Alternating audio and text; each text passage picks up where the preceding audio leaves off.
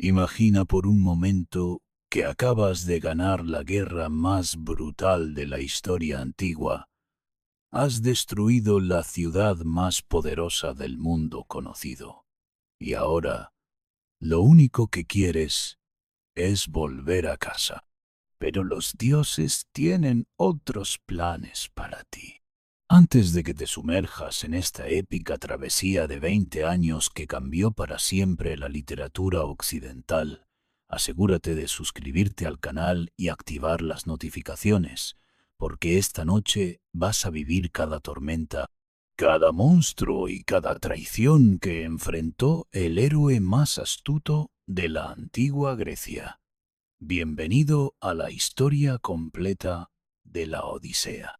Hace más de 3000 años, cuando el mundo era joven y los dioses caminaban entre los mortales con la frecuencia de las estaciones, existía un hombre cuyo nombre resonaría a través de los milenios como el eco de un trueno en las montañas. Odiseo, rey de la pequeña pero próspera isla de Ítaca, no era el guerrero más fuerte de su generación. Aquiles llevaba ese título con orgullo hasta su muerte gloriosa. Tampoco era el más valiente, pues Héctor de Troya había demostrado un coraje que incluso sus enemigos admiraban. Odiseo poseía algo mucho más peligroso, algo que haría temblar a los mismos dioses olímpicos, una mente brillante, como el filo de una espada recién forjada, y una astucia que podía desentrañar los misterios más complejos, como un tejedor experto deshace una trama defectuosa. Durante 10 largos años, había luchado en las llanuras polvorientas de Troya, bajo el sol implacable del verano mediterráneo y las lluvias heladas del invierno anatolio. Había visto caer a sus amigos más queridos. Había presenciado actos de heroísmo que desafiaban la comprensión humana y había participado en atrocidades que manchaban el alma incluso del guerrero más endurecido. Pero cuando las murallas de la ciudad sagrada se alzaban cada amanecer tan impenetrables como el día anterior, cuando los años se acumulaban como capas de polvo en una tumba abandonada, fue Odiseo quien concibió el plan que cambiaría el curso de la historia. El caballo de madera no fue simplemente una idea brillante nacida de la desesperación. Era una obra maestra de ingeniería psicológica, un engaño tan perfecto que incluso los dioses lo admiraron en secreto. Durante semanas, los mejores artesanos griegos trabajaron en secreto, construyendo una bestia de madera tan magnífica que parecía haber sido tallada por las mismas manos de los dioses. En su interior, hueco como el corazón de un hombre sin honor, se ocultaron los guerreros más valientes de toda Grecia, respirando el aire viciado y esperando en una oscuridad que parecía presagiar su propia muerte. Cuando finalmente los troyanos arrastraron el regalo hacia el interior de sus murallas sagradas, creyendo que era una ofrenda de rendición de sus enemigos derrotados, estaban llevando su propia destrucción al corazón de su ciudad invencible. Esa noche, mientras Troya dormía con la tranquilidad de quien se cree victorioso, los guerreros griegos emergieron de las entrañas de madera como fantasmas vengadores. Las puertas se abrieron desde dentro. Las murallas que habían resistido 10 años de asedio se volvieron inútiles en cuestión de minutos, y la ciudad que había desafiado al mundo entero ardió como una antorcha gigantesca contra el cielo estrellado. Pero en los momentos de triunfo más absoluto, cuando las llamas consumían los palacios de mármol y oro de Troya, cuando el eco de los lamentos llenaba el aire nocturno como una sinfonía de dolor, cuando los tesoros acumulados durante siglos cambiaban de manos en una sola noche, Odiseo cometió el error que definiría el resto de su existencia. En la embriaguez de la victoria, mientras sus hombres saqueaban y celebraban, con la desenfreno de quienes han estado al borde de la muerte durante una década, permitió que la impiedad corrompiera su triunfo. Los templos sagrados de Troya, aquellos lugares donde los dioses habían sido venerados durante generaciones incontables, fueron profanados sin el menor respeto. Las estatuas de oro y marfil de las divinidades fueron derribadas como si fueran simples adornos. Los altares sagrados fueron saqueados de sus ofrendas preciosas y los sacerdotes que buscaron refugio en los lugares más santos fueron pasados a espada sin consideración alguna por su condición sagrada. Odiseo, que había demostrado ser tan sabio en la guerra, mostró una ceguera fatal ante las consecuencias espirituales de sus acciones. Atenea, la diosa de ojos grises que había sido su protectora durante años de batalla, que había guiado su mano cuando construyó el caballo de madera, que había susurrado estrategias en sus oídos durante las noches más desesperadas del asedio, apartó su mirada divina con una mezcla de dolor y disgusto que sólo una madre puede sentir cuando su hijo favorito la traiciona. El amor que había sentido por este mortal ingenioso se transformó en una decepción tan profunda como el abismo del Tártaro. Ya no habría protección divina para el rey de Ítaca, pero fue Poseidón, el señor de los mares tempestuosos, hermano de Zeus y maestro de terremotos, quien forjó la venganza más cruel. Cuando Odiseo había cegado a su hijo Polifemo en la isla de los Cíclopes, había sembrado las semillas de una ira divina que ahora encontraba el momento perfecto para florecer. El dios que controlaba cada ola, cada viento, cada corriente marina, juró por las aguas del río Estigia que el viaje de regreso de Odiseo se convertiría en una odisea de sufrimiento, que duraría tanto como su propia memoria fuera capaz de mantener vivo el rencor. Así, comenzó un viaje que debería haber durado pocas semanas de navegación tranquila. Se transformó en una epopeya de 20 años llena de criaturas imposibles, dioses caprichosos y tragedias que desafiarían la cordura de cualquier hombre mortal. El precio de la impiedad, como Odiseo aprendería una y otra vez durante las 2 décadas siguientes, era mucho más alto de lo que cualquier tesoro troyano podría pagar. Apenas habían perdido de vista las costas humeantes de Troya, donde las columnas de humo se alzaban como dedos acusadores hacia el cielo despejado, cuando el horizonte comenzó a ennegrecerse con una velocidad que desafiaba las leyes naturales.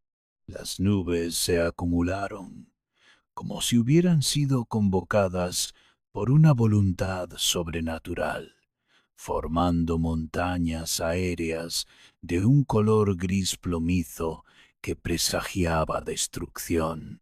El mar, que momentos antes había sido tan azul y sereno como los ojos de una doncella, se transformó en una superficie rugiente de olas que crecían con cada minuto que pasaba. Los vientos desatados por la furia de Poseidón no seguían patrón natural alguno. Venían del norte con la fuerza de una avalancha, luego giraban hacia el este como serpientes furiosas, después cambiaban al sur con una violencia que hacía crujir los mástiles de las 12 naves como si fueran ramas secas. Los marineros más experimentados, hombres que habían navegado desde su juventud y que conocían el mar como un amante conoce cada lunar en el cuerpo de su amada, admitían entre susurros temerosos que jamás habían presenciado una tormenta que desafiara tan abiertamente las leyes de la naturaleza.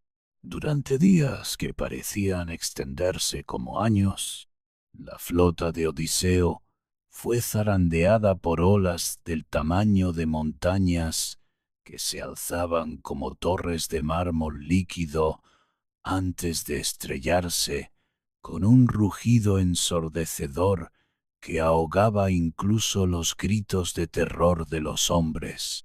Los barcos, construidos con la madera más resistente de los robles de Dodona y reforzados con bronce que había sido forjado en los mejores talleres de Grecia, gemían y se retorcían como bestias heridas bajo el castigo implacable de los elementos. Cuando finalmente tocaron tierra después de lo que parecía una eternidad de luchar contra fuerzas divinas, se encontraron en una playa de arena dorada que se extendía hacia un interior cubierto de vegetación exuberante. La costa era tan hermosa que parecía haber sido diseñada por los mismos dioses como compensación por los horrores que acababan de sufrir. Palmeras de troncos esbeltos se mecían suavemente bajo una brisa tibia que llevaba consigo el aroma de flores desconocidas y frutas maduras. El contraste con la tormenta sobrenatural que habían atravesado era tan marcado que muchos de los marineros creyeron haber llegado a las islas de los bienaventurados. Esta era la misteriosa tierra de los lotófagos, un pueblo extraño que había encontrado en una fruta particular la clave de una felicidad artificial tan intensa que hacía olvidar todas las preocupaciones, todos los dolores, todos los deseos que habían definido previamente sus existencias. La fruta del loto, que crecía en árboles de corteza plateada y hojas que brillaban con un resplandor sobrenatural, tenía el poder de borrar la memoria como una esponja absorbe el agua derramada. Cuando algunos de los hombres de Odiseo se aventuraron hacia el interior de la isla para buscar agua fresca y provisiones, fueron recibidos por los habitantes con una hospitalidad que rayaba en lo sobrenatural. Los lotófagos, seres de apariencia humana, pero con una serenidad en sus rostros que sugería conocimientos vedados a los mortales comunes, ofrecieron generosamente su fruta sagrada a los visitantes. Era una fruta de color dorado que parecía contener la luz del sol en su interior, con un aroma tan seductor que hacía salivar solo con inhalarlo. Los marineros que probaron la fruta del loto experimentaron una transformación tan radical que sus compañeros tardaron horas en reconocer lo que había sucedido. Toda memoria de su hogar se desvaneció como niebla matutina bajo el sol ardiente. Sus esposas, sus hijos, sus padres, los campos donde habían jugado de niños, las fiestas donde habían celebrado con sus amigos, las responsabilidades que habían asumido como ciudadanos y guerreros Todo se borró completamente de sus mentes, como si nunca hubiera existido. En lugar de esos recuerdos que habían definido sus identidades, experimentaban una felicidad vacía pero intensa, una paz que no se basaba en logros o relaciones, sino en un olvido completo de todo lo que había dado significado a sus vidas. Se sentaban en la playa durante horas, contemplando las olas con sonrisas beatíficas, sin el menor deseo de regresar a los barcos, sin la menor preocupación por el futuro, sin la menor curiosidad por el mundo que se extendía más allá de esta isla paradisíaca. Odiseo, que había permanecido en la playa vigilando los barcos por pura precaución, tardó un día entero en comprender la naturaleza del peligro que enfrentaban. Cuando sus hombres no regresaron al anochecer, cuando las hogueras de señalización que había ordenado encender no recibieron respuesta desde el interior de la isla, cuando el silencio se extendió por la noche como un manto inquietante, supo que algo había ido terriblemente mal. La tarea de rescatar a sus compañeros se convirtió en una lucha contra el tiempo y contra la seducción de la felicidad artificial. Tuvo que arrastrar físicamente a cada uno de sus hombres afectados de vuelta a los barcos, mientras ellos protestaban con la confusión de niños a quienes se les quita un juguete querido. Algunos intentaron escapar para regresar a la isla, otros lloraron como si estuvieran siendo separados para siempre de sus familias, y unos pocos tuvieron que ser atados al barco hasta que los efectos de la fruta comenzaron a desvanecerse lentamente. Pero el peligro no había terminado con el rescate. Durante días después de abandonar la isla de los lotófagos, algunos de sus hombres seguían hablando nostálgicamente de aquella felicidad sin causas, de aquella paz sin fundamentos, de aquella existencia sin propósito, pero también sin dolor. Odiseo comprendió que había enfrentado algo más peligroso que cualquier ejército enemigo, la tentación de renunciar a la humanidad misma a cambio de una serenidad que era, en esencia, una forma de muerte espiritual. Impulsado por su naturaleza curiosa, esa misma característica que lo había convertido en el estratega más brillante de la guerra de Troya, pero que ahora se revelaría como una debilidad potencialmente fatal. Odiseo divisó desde su barco una isla que se alzaba del mar como una fortaleza natural. Los acantilados de piedra caliza se elevaban desde el agua con una verticalidad que desafiaba la lógica, creando paredes casi perfectas que brillaban con un color blanco nacarado bajo la luz del sol Mediterráneo. En la parte superior de estos acantilados, visible incluso desde la distancia considerable a la que navegaban, se abría una cueva de proporciones gigantescas. La entrada de esta caverna era tan enorme que podría haber albergado cómodamente una docena de templos del tamaño del Partenón. Su boca oscura contrastaba dramáticamente con la piedra clara que la rodeaba, creando la impresión de una herida abierta en el costado de la montaña.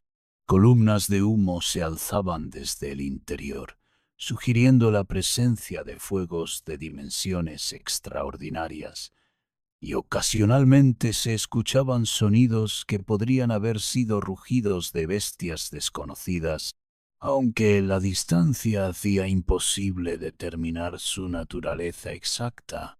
Cualquier comandante prudente habría ordenado mantener la distancia de una isla que exhibía señales tan obviamente inquietantes. Pero Odiseo, cuya mente analítica no podía resistir un misterio sin resolver, decidió investigar personalmente lo que claramente parecía ser el hogar de alguna criatura de proporciones sobrenaturales. Seleccionó a 12 de sus guerreros más valientes y experimentados, hombres que habían luchado a su lado durante los 10 años del asedio de Troya, veteranos cuyo coraje había sido probado en cientos de batallas y cuya lealtad hacia él era tan sólida como el bronce de sus espadas. El ascenso por los acantilados fue una hazaña atlética que requirió varias horas de escalada peligrosa, durante la cual más de una vez estuvieron a punto de perder la vida cuando las rocas cedían bajo su peso o cuando el viento marino amenazaba con arrancarlos de sus precarios asideros. Cuando finalmente alcanzaron la entrada de la cueva, el espectáculo que se desplegó ante sus ojos superó incluso sus expectativas más extraordinarias. La caverna se extendía hacia las profundidades de la montaña como una catedral natural de dimensiones que desafiaban la comprensión humana. El techo se alzaba a una altura tan vertiginosa que se perdía en las sombras, sostenido por columnas naturales de piedra que parecían haber sido esculpidas por artistas gigantes. El suelo estaba cubierto por una capa de paja y hierba seca que llegaba hasta las rodillas de un hombre normal, creando una alfombra natural que amortiguaba cada paso. Pero lo que verdaderamente capturó su atención fueron los rebaños que pastaban en el interior de la cueva. Ovejas del tamaño de caballos de guerra se movían con una gracia sorprendente para criaturas de su tamaño, sus vellones tan espesos y blancos que parecían nubes que hubieran descendido a la tierra. Cabras montesas que podrían haber sido confundidas con pequeños toros vagaban entre las ovejas, sus cuernos curvados brillando como marfil pulido en la luz filtrada que entraba por la abertura de la cueva. En un extremo de esta catedral natural, separados del área donde pastaban los animales por muros de piedra, construidos con bloques que ningún hombre normal podría haber movido, se encontraban los aposentos del dueño de este lugar extraordinario.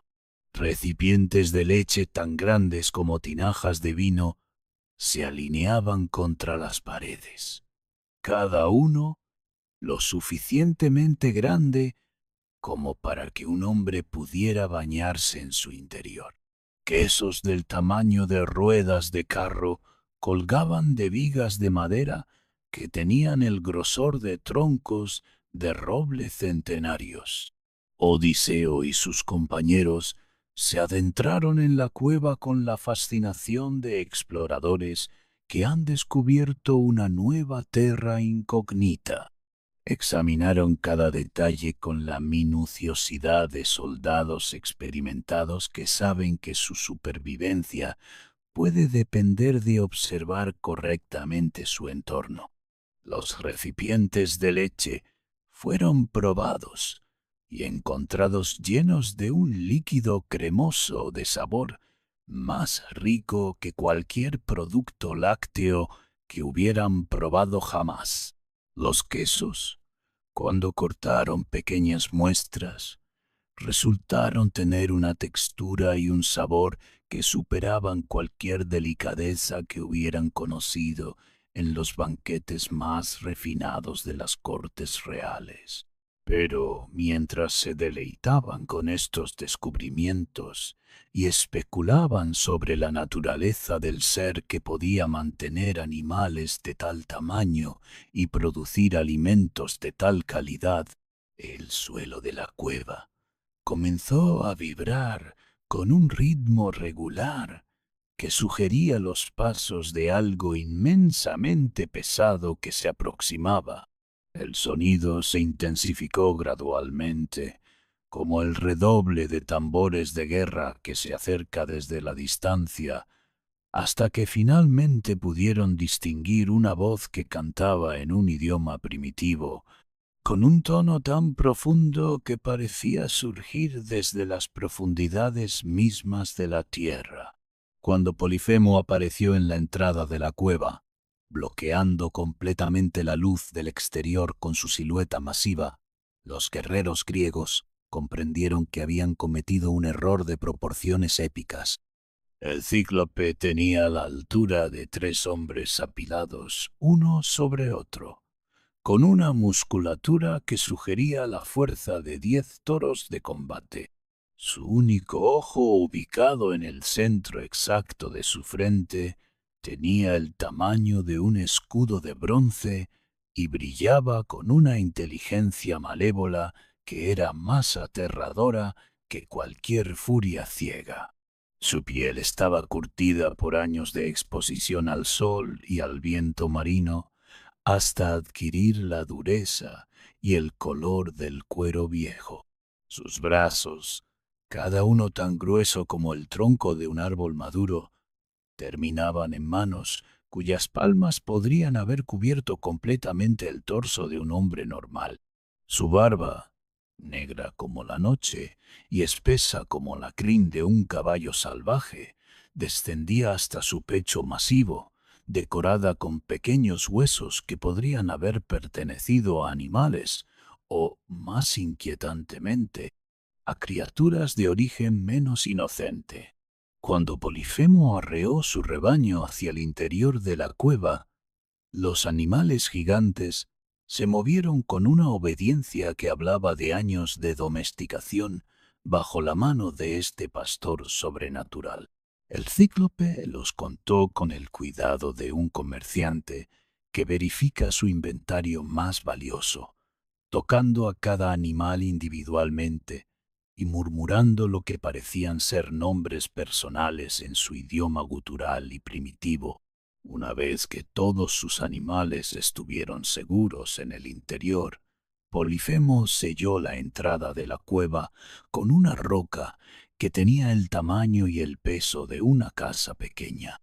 La facilidad con la que manejó esta piedra monstruosa, levantándola como si fuera un simple canto rodado y encajándola perfectamente en la abertura, demostró una fuerza que superaba ampliamente todo lo que Odiseo y sus hombres habían presenciado jamás. El sonido de la roca al encajar en su lugar resonó por toda la caverna como el portazo de una tumba que se cierra para la eternidad. Fue entonces cuando el cíclope notó la presencia de los intrusos. Su único ojo se fijó en el grupo de hombres que se habían agrupado instintivamente en el centro de la cueva, tan pequeños en comparación con su anfitrión que parecían juguetes que hubieran cobrado vida. La expresión que cruzó el rostro de Polifemo era una mezcla de sorpresa, curiosidad y algo que podría haber sido hambre. La voz del gigante, cuando finalmente habló, era tan profunda que hacía vibrar los huesos en el interior de los cuerpos de los griegos.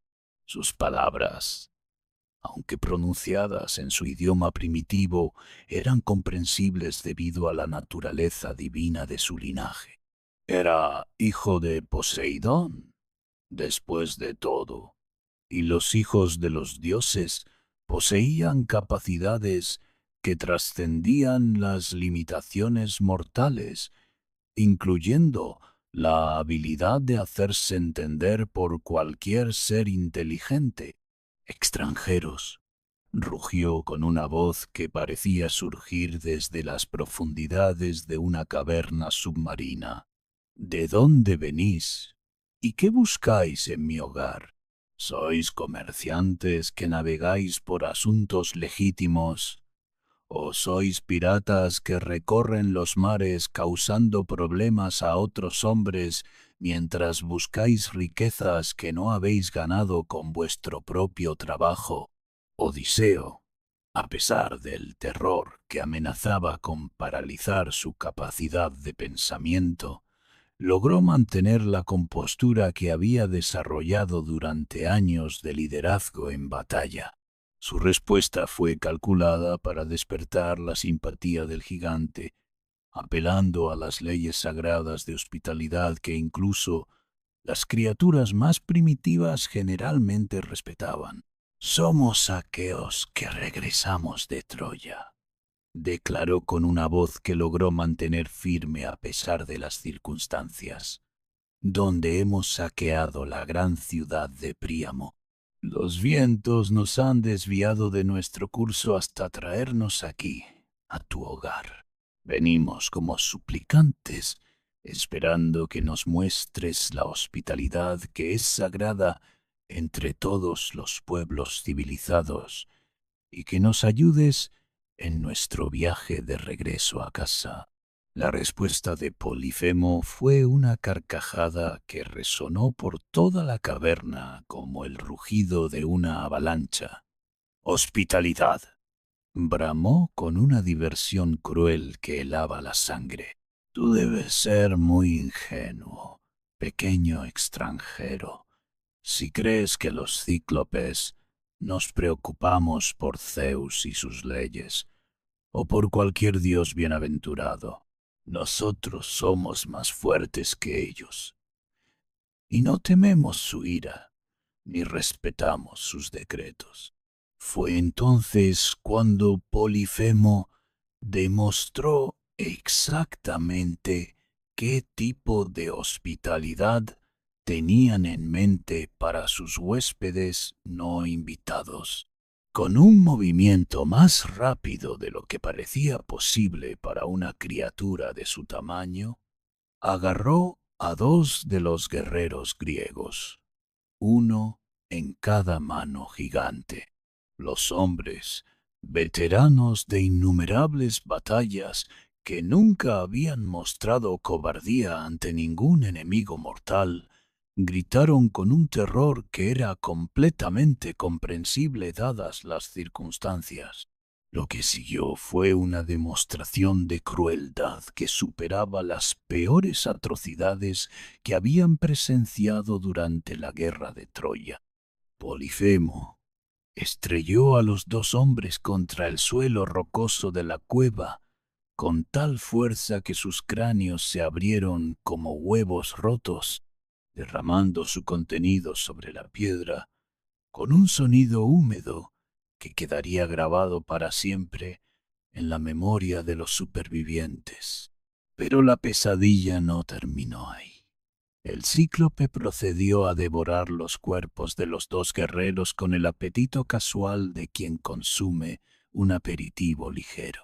Desgarró la carne de los huesos con sus dientes, cada uno del tamaño de dagas, y tragó trozos enteros sin apenas masticar. La sangre corrió por su barba como un río rojo, mientras los huesos crujían entre sus mandíbulas con un sonido que resonaba por toda la caverna. Los supervivientes, horrorizados más allá de toda capacidad de reacción, observaron esta exhibición de canibalismo con una mezcla de terror, náusea y una desesperación tan profunda que rayaba en la locura. Habían enfrentado la muerte en batalla cientos de veces, pero siempre había sido una muerte con honor, una muerte que tenía significado en el contexto de la guerra y la gloria. Esta muerte, ser devorado como ganado por una criatura que Ni siquiera respetaba las leyes más básicas de la civilización. Era una profanación de todo lo que habían creído sobre el valor y el honor. Después de completar su comida macabra, Polifemo se tumbó entre su rebaño como si nada extraordinario hubiera ocurrido. En cuestión de minutos, sus ronquidos llenaron la caverna con un sonido como el rugido de una tormenta distante. Dormía con la tranquilidad de quien no tiene enemigos que temer, con la confianza absoluta de quien sabe que su fuerza es tan superior que ninguna amenaza podría perturbarlo. Atrapados en la cueva, mientras Polifemo devoraba a 2 de sus compañeros cada día como si fueran aperitivos, tratándolos no como seres humanos, sino como ganado destinado al consumo, Odiseo se enfrentó al desafío intelectual más complejo de su vida. La fuerza bruta era inútil contra un oponente cuya fortaleza física superaba la de todos sus hombres combinados. La velocidad no serviría de nada en un espacio cerrado donde no había lugar para huir. Las armas convencionales serían tan efectivas contra la piel endurecida del cíclope como palillos de dientes contra una armadura de bronce. Durante días, mientras fingía sumisión ante su captor gigante, la mente de Odiseo trabajó con la intensidad de un forjador que martilla metal al rojo vivo. Observó cada detalle del comportamiento de Polifemo, memorizó cada aspecto de la cueva, catalogó cada recurso disponible con la meticulosidad de un general que planifica la batalla más importante de su carrera. Fue durante estas observaciones obsesivas cuando notó el tronco de olivo que yacía en un rincón de la caverna. Era un pedazo de madera tan masivo que habría requerido los esfuerzos combinados de una docena de hombres para moverlo en circunstancias normales. Su grosor era comparable al mástil principal de un barco de guerra, y su longitud se extendía desde el suelo hasta una altura que superaba la de 2 hombres. Polifemo había estado trabajando en este tronco durante meses, aparentemente con la intención de convertirlo en un bastón o una lanza de dimensiones apropiadas para su estatura gigantesca. La madera había sido parcialmente tallada y pulida, pero el trabajo permanecía incompleto, como si el cíclope hubiera perdido interés en el proyecto o hubiera sido distraído por otras ocupaciones. Para Odiseo, este tronco abandonado representaba la respuesta a sus oraciones. No sería fácil trabajar con una pieza de madera de tales dimensiones, especialmente mientras mantenía la pretensión de ser un prisionero indefenso, pero si podía encontrar la manera de afilar un extremo hasta convertirlo en una punta lo suficientemente aguda, tendría un arma que podría ser efectiva incluso contra un oponente de la fuerza sobrenatural de Polifemo. El proceso de preparación requirió días de trabajo secreto. Durante las horas en que el cíclope salía a pastorear su rebaño en los prados de la isla, Odiseo y sus hombres supervivientes trabajaron en turnos para tallar la punta del tronco. Utilizaron las dagas que habían logrado ocultar cuando fueron capturados, raspando y cortando la madera con una paciencia que rayaba en la obsesión. La tarea era agotadora física y mentalmente. Sus manos se llenaron de ampollas que se abrían y sangraban, luego se endurecían en callos, solo para abrirse nuevamente bajo la presión constante del trabajo. Sus espaldas se arqueaban bajo la tensión de mantener posiciones incómodas durante horas mientras trabajaban en ángulos difíciles. Sus ojos se cansaban por el esfuerzo de trabajar en la penumbra de la cueva, dependiendo únicamente de la luz filtrada que entraba por pequeñas grietas en las paredes rocosas. Pero lo más desafiante era mantener el secreto de su actividad. Cada vez que escuchaban los pasos de Polifemo aproximándose, tenían que abandonar inmediatamente su trabajo y adoptar las poses de prisioneros resignados. El tronco tenía que ser ocultado entre las sombras más profundas de la cueva, cubierto con paja y desperdicios, para que pareciera simplemente parte del desorden natural del lugar. Gradualmente, a lo largo de varios días de trabajo meticuloso, la punta del tronco comenzó a tomar la forma que Odiseo había visualizado. Era una lanza gigantesca, cierto, pero una lanza diseñada específicamente para una tarea muy particular.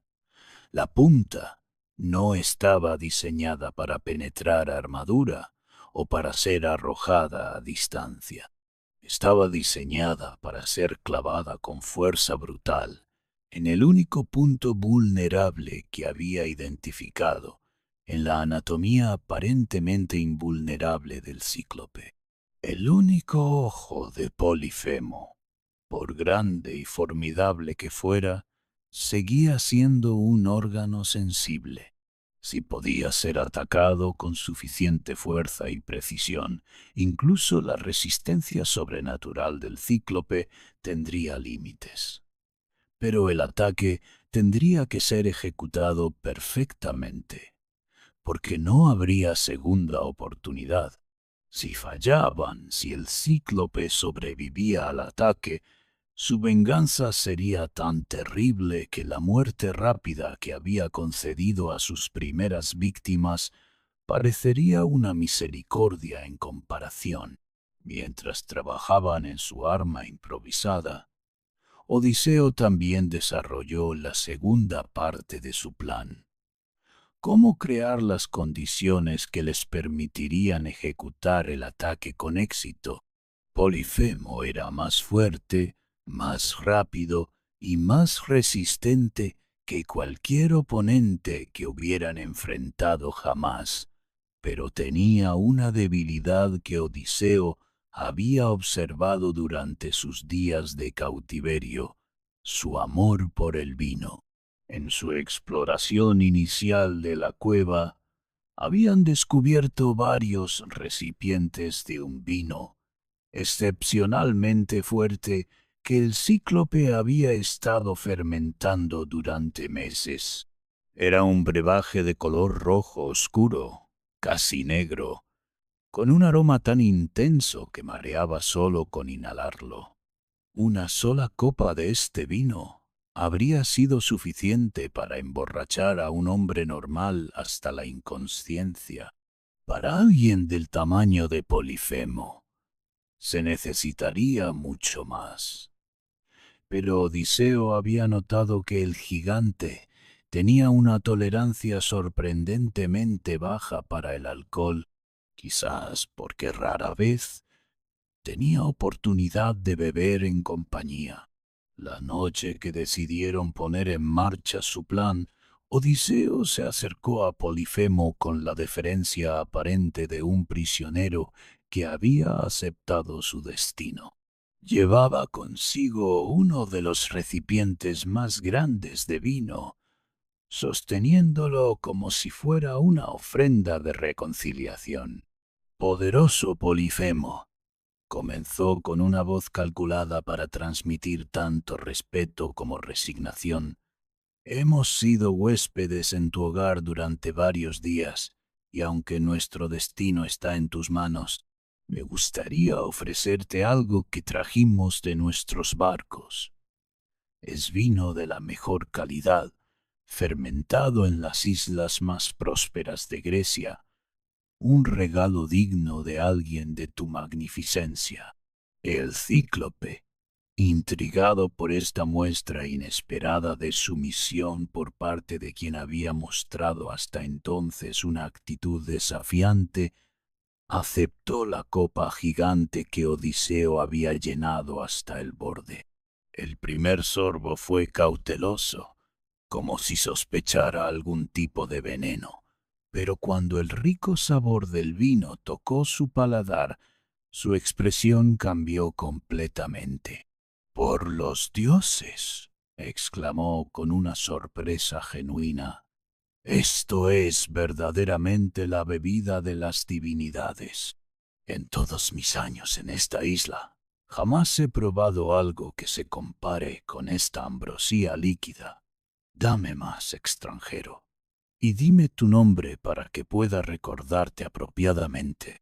Odiseo llenó la copa una segunda vez, y luego una tercera y una cuarta, mientras observaba cuidadosamente cómo el alcohol comenzaba a hacer efecto en el sistema masivo del cíclope. Los movimientos de Polifemo se volvieron gradualmente menos coordinados. Su voz se hizo más pastosa y sus párpados comenzaron a cerrarse con la pesadez característica de la embriaguez profunda.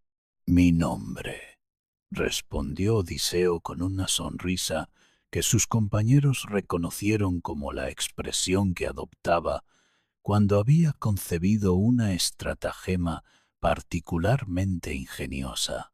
«Es Nadie. Mis padres me nombraron Nadie, y Nadie es como me conocen todos mis compañeros». Polifemo, cuyas facultades mentales estaban siendo nubladas rápidamente por el vino potente, rió con la diversión tonta de un borracho. «Nadie», repitió entre carcajadas que resonaban por toda la caverna. «Qué nombre tan peculiar para un hombre. Muy bien, Nadie. Te haré un regalo a cambio de este vino maravilloso. Te comeré el último de todos tus compañeros. Esa será tu recompensa por tu generosidad». Con esta promesa, macabra pronunciada como si fuera la más grande de las cortesías, Polifemo se desplomó en su lecho de pieles, vencido por una combinación de cansancio y alcohol que lo sumió en un sueño tan profundo que sus ronquidos hacían temblar las piedras sueltas del techo de la caverna. Odiseo esperó. Esperó hasta que los ronquidos del gigante adquirieron el ritmo regular y profundo que indicaba el estado de inconsciencia más completo. Esperó hasta que pudo acercarse al cíclope dormido y gritar su nombre sin recibir respuesta alguna. Esperó hasta estar absolutamente seguro de que Polifemo estaba en el estado de vulnerabilidad máxima que su plan requería. Entonces, con gestos silenciosos, reunió a sus 6 compañeros supervivientes. Juntos, movieron el tronco afilado desde su escondite hasta la posición que habían calculado meticulosamente durante días de observación. La punta de madera, que habían afilado hasta conseguir una agudeza que rivalizaba con la de una lanza de bronce, fue posicionada a apenas unos centímetros del ojo cerrado del cíclope. El extremo opuesto del tronco había sido envuelto en trapos empapados en aceite de oliva que habían encontrado entre las provisiones del gigante. Cuando acercaron una antorcha a estos trapos, se encendieron con una llama que calentó rápidamente la madera hasta que la punta comenzó a brillar con un color rojo cereza que prometía una penetración más efectiva que cualquier metal frío. Con un grito de guerra coordinado que surgió desde lo más profundo de sus almas desesperadas, los 7 hombres empujaron la lanza gigante con toda la fuerza que podían reunir. La punta incandescente penetró el párpado cerrado del cíclope, atravesó el globo ocular con un siseo que llenó el aire con el aroma nauseabundo de carne quemada y se hundió profundamente en el cráneo hasta alcanzar, según esperaban, el cerebro mismo de la criatura. Los alaridos de dolor de Polifemo fueron tan intensos que parecían capaces de hacer colapsar las paredes de la caverna. Su voz, amplificada por la agonía hasta niveles que desafiaban la comprensión humana, se convirtió en un rugido de sufrimiento que podía escucharse a kilómetros de distancia. El gigante se incorporó con un movimiento convulsivo, arrancándose la lanza de madera de su ojo destruido, mientras la sangre brotaba como una fuente macabra que pintó toda la caverna de rojo. En su ceguera y su dolor, Polifemo se movía por la cueva como una tormenta viviente, estrellándose contra las paredes rocosas, derribando las columnas naturales que sostenían secciones del techo, creando una lluvia de piedras que amenazaba con aplastar a cualquiera que se encontrara en su camino. Sus manos gigantes se extendían desesperadamente, tratando de agarrar a los hombres que habían sido la causa de su mutilación, pero su ceguera los protegía mientras permanecieran fuera del alcance de sus brazos. Los otros cíclopes de la isla, despertados por los gritos de dolor que resonaban a través de kilómetros de roca sólida, acudieron corriendo hacia la cueva de su pariente. Sus voces, casi tan profundas como la de Polifemo, pero cargadas de preocupación genuina, se escuchaban desde el exterior mientras gritaban preguntas sobre la causa de tal alboroto. «Polifemo», gritaron desde fuera de la roca que sellaba la entrada. «¿Qué te causa tanto dolor? ¿Estás enfermo? ¿Alguien te está atacando contra tu voluntad? ¿Hay algún enemigo en tu cueva?» Polifemo, en su agonía y confusión, respondió exactamente como Odiseo había calculado que haría. «Mis amigos, nadie me está matando, nadie me está atacando con engaño y no con fuerza». La respuesta de los otros cíclopes fue exactamente la que Odiseo había previsto cuando eligió cuidadosamente su seudónimo. «Si nadie te está atacando», gritaron desde afuera, «entonces debe ser una enfermedad enviada por Zeus, y contra eso no podemos ayudarte. Reza a tu padre Poseidón para que te cure». Y con esas palabras, los pasos de los cíclopes se alejaron, regresando a sus propias cuevas con la tranquilidad de quienes creen que no hay peligro real que enfrentar. Polifemo quedó solo con su dolor y su ceguera, sin la ayuda que podría haber hecho imposible el escape de sus prisioneros. Pero Odiseo sabía que cegar al gigante era solo la mitad de la batalla. El escape de la cueva presentaba un desafío logístico que requería la misma ingenuidad que había utilizado para concebir el ataque. La roca que sellaba la entrada era demasiado pesada para que ellos la movieran, y Polifemo, a pesar de su ceguera, seguía siendo demasiado fuerte y peligroso para que pudieran simplemente correr past él hacia la libertad. La solución vino de observar el comportamiento del rebaño gigante del cíclope. Cada mañana, Polifemo movía la roca que sellaba la entrada para permitir que sus animales salieran a pastar en los prados de la isla.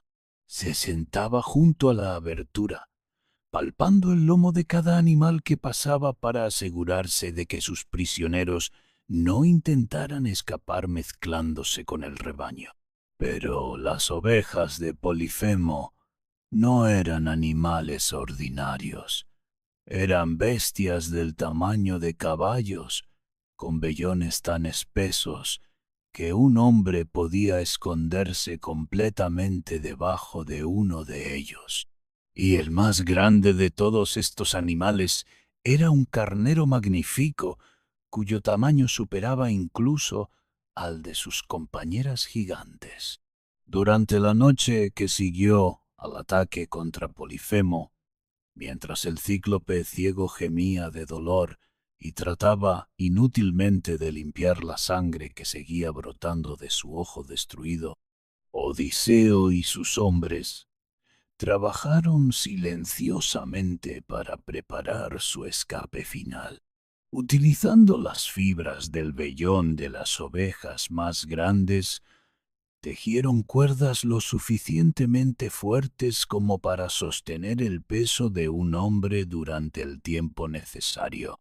Cuando llegó el amanecer y Polifemo, movido por la rutina de años, rodó la piedra gigante para abrir la entrada de la cueva, cada uno de los griegos supervivientes estaba atado firmemente debajo del vientre de una de las ovejas más grandes. Odiseo había elegido para sí mismo el carnero líder, una bestia tan masiva que su vellón podía ocultar completamente a un hombre de tamaño normal. El plan funcionó exactamente como había sido concebido. Polifemo, ciego, pero todavía determinado a impedir que sus prisioneros escaparan, palpó cuidadosamente el lomo de cada animal que pasaba junto a él. Pero su búsqueda se concentraba en la parte superior de los animales, nunca pensando en verificar lo que podría estar escondido debajo de sus vientres. Cuando el carnero que llevaba a Odiseo pasó junto al cíclope ciego, se detuvo momentáneamente, como si sintiera la tensión del momento. Polifemo acarició el vellón espeso del animal con una ternura sorprendente, hablándole con el afecto genuino que reservaba para sus criaturas favoritas. «Mi querido carnero», murmuró con una voz ronca por el dolor y la pérdida de sangre, «¿por qué eres el último en salir de la cueva hoy? Normalmente eres el primero en dirigir el rebaño hacia los pastos frescos, el primero en beber del arroyo claro, el primero en regresar al hogar por la tarde. ¿Acaso sientes pena por el ojo de tu amo, que fue destruido por ese miserable nadie y sus compañeros malditos?» Durante unos momentos que parecieron extenderse como horas, Odiseo permaneció inmóvil debajo del animal, escuchando las lamentaciones del gigante ciego y sintiendo las manos masivas de Polifemo a apenas centímetros de distancia de su cuerpo oculto. Un movimiento incorrecto, un sonido involuntario, una respiración demasiado fuerte, y todo su plan ingenioso se desmoronaría en cuestión de segundos. Pero finalmente, el carnero reanudó su marcha hacia el exterior, llevando consigo al último de los prisioneros griegos hacia la libertad que habían creído perdida para siempre. Solo cuando estuvieron lo suficientemente lejos de la cueva como para estar seguros de que Polifemo no podría alcanzarlos, incluso con sus brazos gigantes, Odiseo y sus compañeros se liberaron de sus ataduras y corrieron hacia la playa donde habían dejado su barco. Pero Odiseo, impulsado por el orgullo que había sido tanto su mayor fuerza como su debilidad más peligrosa durante toda su vida, no pudo resistir la tentación de revelar su verdadero nombre al enemigo que había derrotado con tanta brillantez. Cuando estuvieron lo suficientemente lejos de la costa como para estar relativamente seguros de cualquier represalia inmediata, gritó hacia la isla con una voz que podía escucharse claramente incluso a esa distancia. Cíclope, bramó con el triunfo de quien ha vencido a un enemigo aparentemente invencible. Si alguien te pregunta quién fue el responsable de cegarte, dile que fue Odiseo, saqueador de ciudades, hijo de Laertes, cuyo hogar está en Ítaca. Esta revelación imprudente de su identidad verdadera selló el destino de Odiseo de una manera que no comprendería completamente hasta años después. Polifemo, al conocer finalmente el nombre real de quien lo había mutilado tan cruelmente, alzó sus brazos gigantes hacia el cielo y pronunció una oración a su Padre Divino que resonaría a través de las décadas venideras. Escúchame, Poseidón, agitador de la tierra, de cabellos azul oscuro. Rugió con una voz cargada de dolor, ira y sed de venganza. Si verdaderamente soy tu hijo y tú eres mi padre, concédeme que Odiseo, saqueador de ciudades, hijo de Laertes, cuyo hogar está en Ítaca, nunca llegue a su casa. Pero si está destinado a ver a sus amigos y llegar a su casa bien construida y a su tierra natal, que llegue tarde y en miseria, después de perder a todos sus compañeros en un barco extranjero y que encuentre problemas en su hogar. Poseidón, el señor de los mares tempestuosos, escuchó la oración de su hijo mutilado y la aceptó con la solemnidad de un juramento sagrado. La maldición quedó sellada por la voluntad divina, condenando a Odiseo a años adicionales de sufrimiento que harían que sus aventuras anteriores parecieran simples inconvenientes en comparación.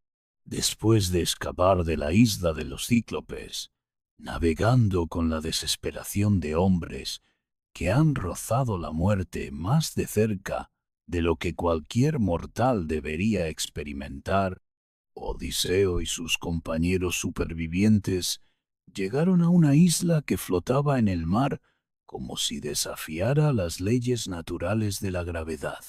Esta era la isla de Eolo, el rey de los vientos, una divinidad menor que había recibido de Zeus mismo el poder de controlar todas las corrientes de aire que atravesaban el mundo conocido. La isla de Eolo era un espectáculo que desafiaba la comprensión.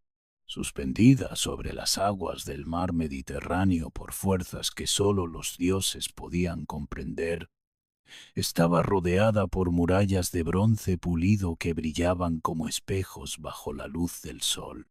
Estas murallas se alzaban directamente desde las aguas, sin playa o puerto convencional, creando una fortaleza aérea que parecía haber sido diseñada por arquitectos celestiales.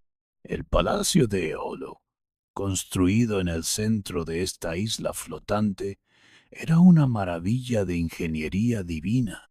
Sus torres se alzaban hacia el cielo como dedos que trataran de tocar las nubes, cada una coronada por veletas doradas que giraban constantemente, respondiendo a vientos que soplaban desde direcciones que cambiaban según la voluntad de su señor. Los jardines del palacio contenían árboles cuyos frutos maduraban independientemente de las estaciones, alimentados por brisas que llevaban consigo la esencia misma de la primavera eterna. Éolo mismo era un dios de apariencia relativamente joven, con cabello que cambiaba de color según los vientos que estuviera controlando en cada momento.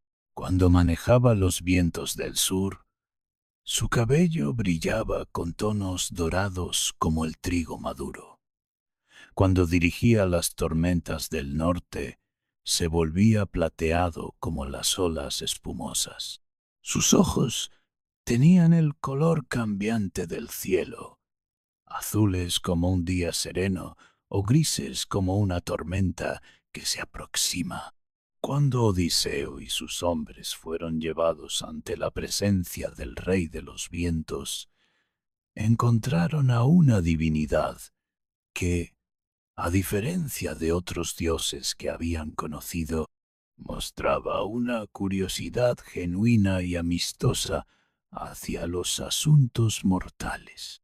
Éolo había seguido los eventos de la guerra de Troya con el interés de un espectador que aprecia un drama bien representado, y estaba particularmente intrigado por las historias del ingenioso Odiseo. Durante días que se extendieron en semanas, Odiseo relató la historia completa de la guerra de Troya, desde el rapto de Helena hasta la caída final de la ciudad sagrada. Habló del valor de Aquiles y su muerte trágica, de la nobleza de Héctor y su duelo final, de las traiciones políticas que casi destruyeron la alianza griega desde dentro, y por supuesto, de su propio papel en la concepción y ejecución del plan del caballo de madera. Éolo escuchaba estas historias con el deleite de quien aprecia tanto la estrategia militar como la narrativa épica. Sus preguntas eran perspicaces, demostrando una comprensión de la psicología humana que era sorprendente incluso en una divinidad. Quería conocer no solo los eventos objetivos de la guerra, sino también las motivaciones emocionales que habían impulsado a los protagonistas, las dudas que habían experimentado en momentos cruciales, las decisiones difíciles que habían determinado el curso de la historia. Impresionado por la inteligencia de Odiseo y conmovido por su evidente desesperación por regresar a su hogar y su familia, Éolo decidió ofrecer un regalo que pocos mortales habían recibido jamás. En los talleres divinos de su palacio flotante, donde los vientos eran capturados, refinados y almacenados como si fueran líquidos preciosos, el Rey de los Vientos preparó personalmente un odre de cuero de las dimensiones de un barril de vino. Este odre, cosido con hilos que habían sido hilados a partir de nubes solidificadas y sellado con cera que había sido extraída de abejas que se alimentaban exclusivamente del néctar de flores celestiales, contenía todos los vientos que podrían oponerse al viaje de regreso de Odiseo a Ítaca. Los vientos del oeste que empujarían su barco lejos de su destino, los vientos del sur que lo llevarían hacia las costas africanas pobladas de monstruos, los vientos del norte que lo arrastrarían hacia las tierras heladas donde habitaban gigantes caníbales. Todos estaban encerrados en este recipiente mágico. Las instrucciones de Éolo fueron específicas y aparentemente simples. El odre debía mantenerse cerrado herméticamente hasta que las costas de Ítaca fueran visibles en el horizonte. Solo entonces podía ser abierto, liberando los vientos adversos en un momento en que ya no podrían impedir el regreso del héroe a su hogar. Mientras tanto, los vientos favorables del este soplarían constantemente, empujando su barco directamente hacia su destino con una velocidad y eficiencia que convertirían el viaje en cuestión de días en lugar de semanas. Durante 9 días completos, el plan funcionó exactamente como había sido concebido. Los vientos orientales, liberados de toda oposición por la captura de sus contrapartes adversos, empujaron el barco de Odiseo a través del mar Mediterráneo con una velocidad que parecía desafiar las leyes naturales.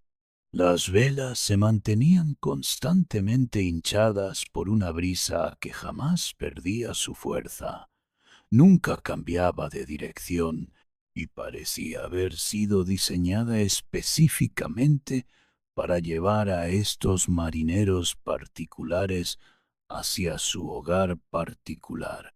Las noches eran tan favorables como los días.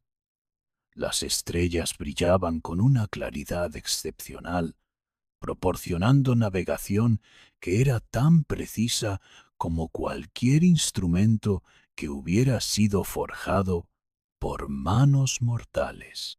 La luna, cuando aparecía, iluminaba su camino como si fuera una antorcha personal encendida por los dioses. Incluso las aguas del mar parecían conspirar para facilitar su viaje, manteniéndose calmas y predecibles de una manera que contradecía completamente la naturaleza caótica que normalmente caracterizaba a estos mares. Durante estos días de navegación perfecta, Odiseo prácticamente no durmió. Su excitación ante la perspectiva del regreso inminente a su hogar, combinada con su naturaleza naturalmente cautelosa, lo mantenían despierto las 24 horas del día. Se ocupaba personalmente del timón, verificaba constantemente el rumbo, ajustaba las velas para extraer cada ápice posible de velocidad del viento favorable y, sobre todo, mantenía una vigilancia constante sobre el odre de cuero que contenía los vientos adversos. Sus hombres, inicialmente emocionados por la perspectiva del regreso rápido a casa, comenzaron gradualmente a sentir curiosidad por el recipiente misterioso que su comandante custodiaba con tanto celo. Éolo había entregado el odre directamente a Odiseo, explicándole su contenido y su propósito. Pero en la prisa de la partida y en su deseo de mantener el secreto que garantizaría el éxito de su viaje, Odiseo no había compartido esta información con sus compañeros. Para los marineros, que veían a su comandante custodiando celosamente un recipiente que obviamente contenía algo de gran valor, la explicación más lógica era que se trataba de un tesoro.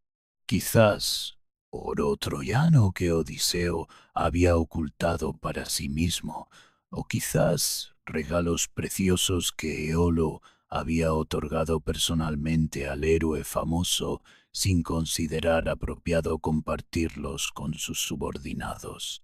Los susurros comenzaron durante la 7ª noche del viaje. Conversaciones murmuradas en las horas de guardia nocturna, especulaciones que crecían con cada repetición, resentimientos que se alimentaban de la fatiga del viaje y de la naturaleza humana, que tiende a sospechar lo peor en ausencia de información completa. porque Odiseo no había compartido los detalles de su regalo con hombres que habían luchado a su lado durante más de una década. ¿Por qué guardaba el odre con una vigilancia que sugería secretos valiosos? ¿Acaso no merecían una porción equitativa de cualquier tesoro que hubiera sido otorgado como recompensa por sus sufrimientos compartidos? En la mañana del 10º día, cuando las costas familiares de Ítaca finalmente aparecieron en el horizonte como una línea verdosa que prometía el fin de todos sus viajes, Odiseo finalmente sucumbió al agotamiento que había estado combatiendo durante más de una semana.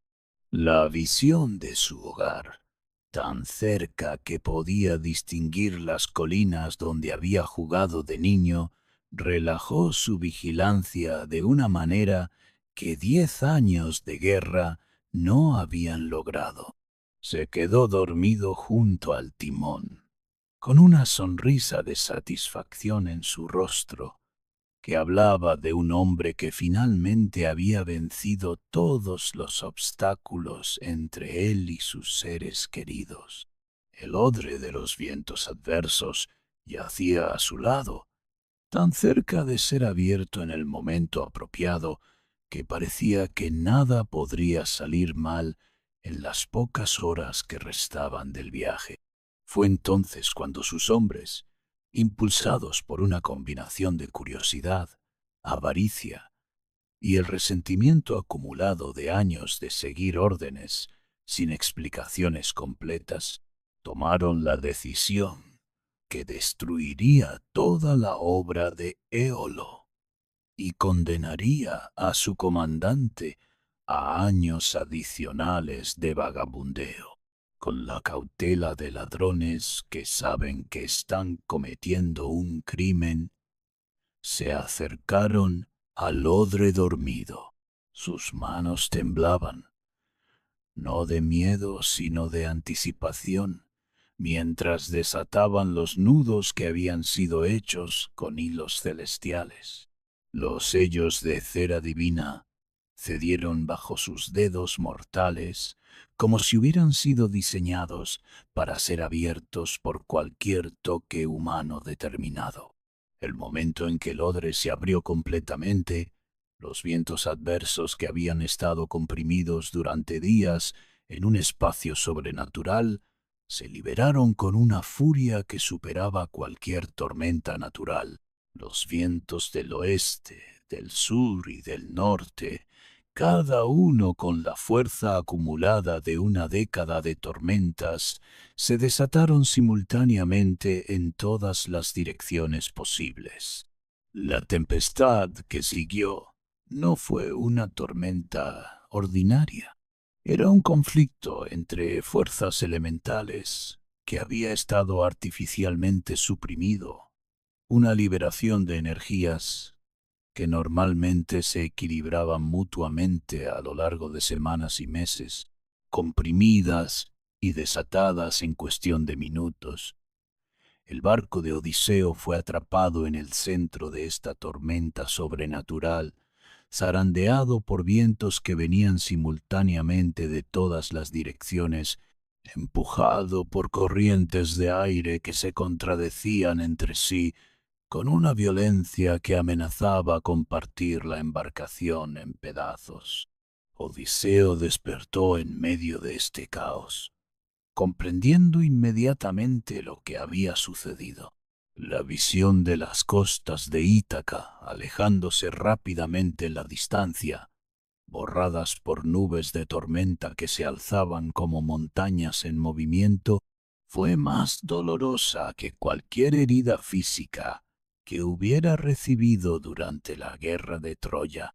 Estaba tan cerca de casa que había podido distinguir las hogueras encendidas en los patios de casas específicas, tan cerca que podría haber nadado hasta la orilla en cuestión de horas.